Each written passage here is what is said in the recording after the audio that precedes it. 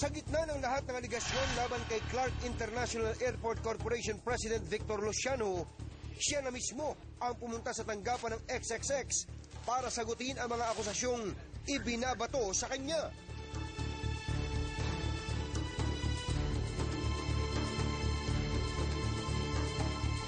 Okay, Mr. President, bakit po ninyo ipinademolish ito pong mga building na to? Gayong sabi po ng nag-aakusa, ito daw po mapapakinabangan pa. Hindi pa naman gaanong sira. Una-una, alam mo, ang Clark, mula nung iniwanan ng mga Amerikano yan, 1991, at maraming yung mga na-damage ng eruption ng Pinatubo. No? So, halos lahat yun na nag-iba eh. Merong mga maayos, merong hindi. No? Bago namin do-donate yun, titignan muna namin. Nagkakaroon ng engineering evaluation. Titignan talaga kung unserviceable na, hindi na pwedeng i-repair, o kaya mas magastos pang i-repair kaysa kung magtayo ka ng bago. So, in-inspection po ito ng mga tao ninyo? Oo. Properly inspect. Dalawang organization mag-inspect niyan. Una, internally yung aming engineering at saka yung aming tinatawag na general services. Okay, meron pong investigation na ginawa yung parang audit committee po ng SIAC. Sabi po nila, the buildings that were demolished were economically repairable and serviceable. Ano po sagot niyo rin? Wala yan. Audit yan eh. That audit committee is not competent, no? Ano yan? Board members yan eh. Wala naman sila nung tinatawag na engineering background. Invento yun. Kasi ang report ng auditor sa kanila, sa audit committee, ay 3 million. Saan nanggaling yung 3 million yan? Hindi ko malaman. Yung kumuha sila ng auditor namin, internal auditor, chinek yung value, nagbigay na report, 3 million yung value. Invento? Ang ibig po ba niyong sabihin, sir, inimbento ng Board of Directors ang kanilang final report sa fact-finding committee? Sa puntong yon, inusisa ko na rin ang tungkol sa pinagbentahan ng dinimolish na gusali na kalaunay binigay daw na donasyon sa mga AITA. Ito po isang diretsahan tanong. Kayo po ba ay nakinabang dito, Mr. President, dahil ang aligasyon po ni Mayor Jerry Pelayo, nagnakaw daw po kayo ng pera ng bayan sa kaso ng demolition na ito? May isang kusing, wala kaming, kung makakausap mo yung mga AITA, kumisan nga, pag pupunta sila sa amin, kahit na wala itong demolition, ay binibigyan namin. Frankly and honestly, may isang kusing, wala kami pinakinabangan dito. Meron po ba deed of donation dito? Wala pa kami doon sa deed of donation kasi marami sa kanila mga informal groups. So, pwede naman yun. Kaya lang, hindi ko na, meron ba kayong abogado dyan? No? Magiging masyadong formal eh. Sila yung mga tribal groups lang, chieftain. Alam mo naman, hindi naman matataas ang mga pinag-aralan. No? Maliban dito, nakausap din ng XXX ang dalawang grupong sinasabi ni Ginoong Luciano na nagsagawa ng inspeksyon sa mga gusali bago to dinimolish. Ang ginawa namin at the time is just a physical inspection ng building para ma-assess kung mapapakinabangan pa ba ito o pwede pa bang gamitin or pwede pa bang i-repair.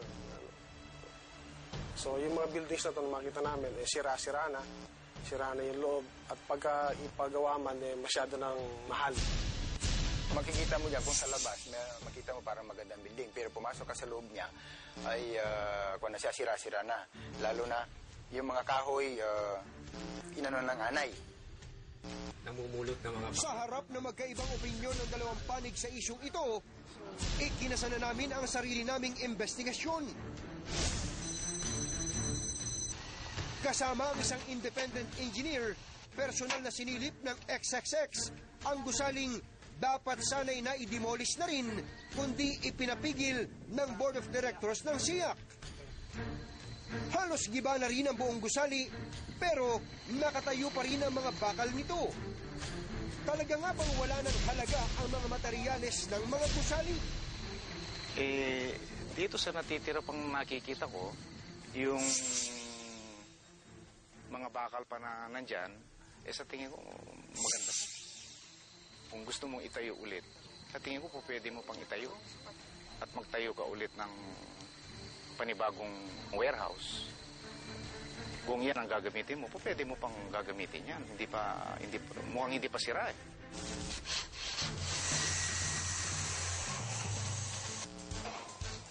Dalawa sa pinakamalaking kontraktor sa scrap trading business sa San Fernando, Pampanga ang pinuntahan din ng XXX para hingin ang kanilang opinyon sa pag-estima sa mga materyales na mga gusali na sinasabing dilapidated na.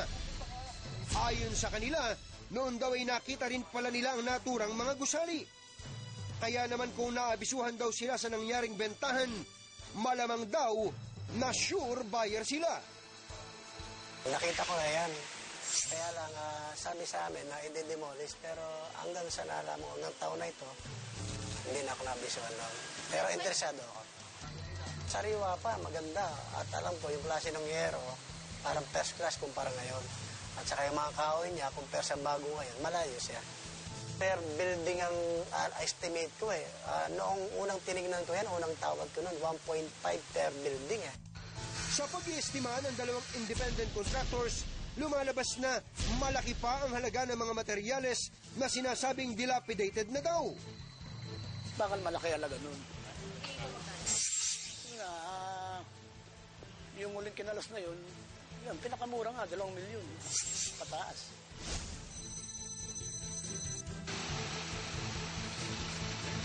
Bukod dito, kinonsulta ko rin ang Commission on Audit hinggil sa mga rekisitos sa pagbibigay ng donasyon. Sa pahayag kasi ni Ginoong Luciano, wala daw deed of donation ang nagawa dahil informal groups naman daw ang kanilang pinagbigyan. In cases of donations, there are certain formalities that we should follow. No? Pagka ang value ng personal property ay umaabot ng 5,000 pesos o kaya mas mataas, kailangan yung donation ay nakasulat. Absolute yung requirement na in writing talaga. It has to be in a public instrument. Yung general law natin sa civil code, pag donation kasi stricto. Kung ano yung required na formalities, kailangan sundin mo. Otherwise, the donation will be considered invalid. Hinanak din ng XXX ang mga aitang sinasabing mga benepisyaryo ng mga dinimolish na gusali. Nakipagkita sa amin ang mga ito sa opisina ng SIAC kasama ang kanilang naging ahente sa pagbebenta ng materyales na si Josie Gomez. Ayon sa chairman ng bata na si Oscar Rivera, totoong nabigyan nga silang mga katutubo ng mga donasyon mula sa SIAC. Ako, 2 building, madam. Yung nakatotal kay Josie, yung nakuha ko. Yung 1.3. Ang totoo po, madam, yung utang, dahil siya may alam, ay hindi naman kami nakikipagpirmahan sa buyer. Siya yung nakikipagpirmahan, kaya ganun umabot sa 3.3. Maging ang presidente naman ng ABC Tribal Chieftain ng Liga ng mga Katutubo na si Oscar Dizon, kinumpirma rin na may natanggap siyang donasyon na umaabot sa 10.5 million pesos. Sa mga tao namin. Yung mga 10.5 po, meron po kami nabigyan ng mga scholar, saka nagpagawa ng mga sasakyan, saka mga panggas, saka mga kuryente, yung mga pump, saka po yung daycare center, saka po mga bigas. May 300 po sa ako yung nabigay namin sa mga bawat komunidad sityo.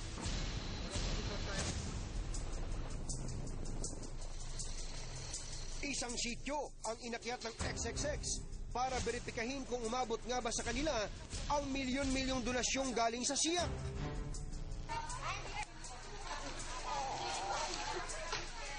Bakit kami? Pinipilit sa amin yung halagang hindi naman namin ang hindi nakaabot sa amin. Naibigay po ni Gomez sa amin, 100 na bigas. Saka yung mga sardinas, kape, at asukal. Yun lang po. Ilan po kami rito? Tig 5 kilo. Tanggap lang namin, hindi namin ipagkakailasan nyo, bigas lang. Wala na. Yung mga scholar na nakasaad dito, wala po. Ang nagbibigay dito sa amin ng scholarship, yung UST. Saka may ibang NGO, yun lang. Yung tubig namin dito, bumibili pa ako sa village. Bawat isang container, 10 piso. Inaakit dito yung tubig namin. Ito nga, gusto namin maligo ngayon, tag-init na ito, gusto namin magdilig, hindi kami makapagdilig sa halaman namin, natutuyo na. Pawang nakalagay dito, pawang kasinungalingan, hindi totoo. Kung gusto niyo po mag-imbestiga kayo, maglakad tayo dyan, hanapin niyo kung mayroong patubig dyan. Pakiramdam daw ng mga katutubo, ginagamit lang silang mga aita. Ang nagamit dito ay mga katutubo. Gumawa sila ng drama nila para kikita sila. Ang sabi na, siguro pagkain ng katutubo ito dahil pag gusto namin matulungan yung katutubo. Pero wala naman tinutulong, wala nangyayari. Eh kami po, naghahanap kami sa hangin. Pero saan nga ba o kanino nga kaya napunta ang pera? At bakit nga ba walang resibo ang mga transaksyong ito? Pinasagot namin ang tanong na ito sa taong nag-ahente sa napagbentahan ng materyales. Wala talaga resibo kasi verbalan lang yung pag-uusap. Pag sinabi yung presyo ng building, yan, Josie, kunin ko 500, 300, ganun. Ano po? Milyon-milyon? Verbalan lang? Tinanong din namin ng direksyahan si Josie kung magkano nga ba talaga ang naging komisyon niya sa nangyaring demolisyon. Aminado naman siyang malaki-laki rin ang kanyang kinita sa naturang transaksyon. Binibigyan ako ng mga katutubo 100,000. Tapos 950 sa buyer. Tapos bibigyan ako ni chairman 50. Ibali 1.1. Samantala, nito lamang September 30, isang liham ang napasakamay ng XXX.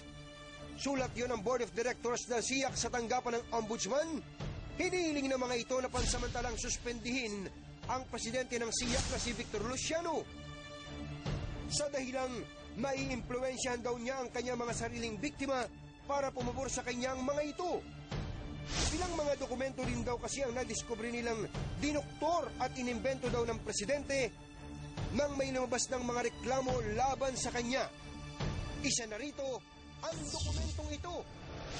May 14, 2010 kasi nang isang sulat ang ipinadala ni Ginoong Luciano sa Commission on Audit para inspeksyonin ang 4 na gusaling nakatakdang gibain.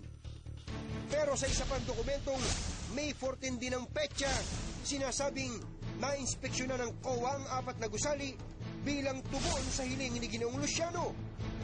Pareho ang date ng request at ang date ng sinagawang inspeksyon? Oh, come on! Ganun lang kadali? Si Sir Constantino Gatchalian. Pinuntahan ng XXX ang resident auditor ng COA ng SIAC na si Constantino Gatchalian na siyang nakapirma sa naturang liham para hingin ang kanyang panig. Ngunit, wala raw ito at naka-forced leave. Wala siya, naka-leave. Nag-forced leave siya. Apo. Sa kasalukuyan, ay nasa ombudsman na ang patong-patong na kasong kriminal at administratibo laban kay SIAC President Victor Luciano at 12 pang kasamahan nito. Matapos marinig ang pahayag ng mga taong isinasangkot sa isyong ito at mailatag ang kani-kanilang ebidensya, nasa kinauukulan na ngayon ang pagpapasya para palabasin ang katotohanan. Asahan na tututukan at babantayan ng XXX ang magiging resolusyon sa problemang ito.